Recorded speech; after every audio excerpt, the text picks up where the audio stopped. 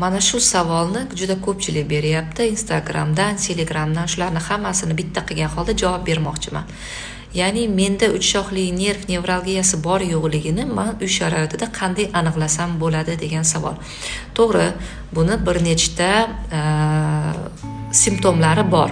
Og'riqlar, to'quruvchi og'riqlar, xurujsimon og'riqlar, lekin baribir siz o'zingizga o'zingiz tashxis qo'ya olmaysiz. Bu tashxisni faqat nevrolog tasdiqlashi yoki otritsiya qilishi mumkin. Nevrologni ishi shunchalar qiyinki, u o'zichasiga ham bu tashxisni qo'yib bera olmaydi.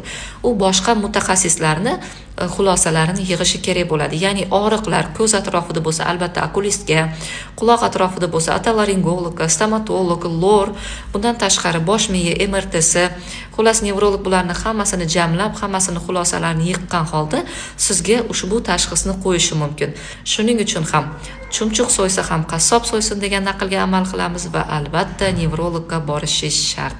Shunchaki yuz og'risa yoki bosh og'risa, tishi og'risa, darrov uch shoxli nerv nevralgiyasi ekan degan tashxis qo'yilmaydi. Salomat bo'linglar, o'zinglarni ehtiyot qilinglar.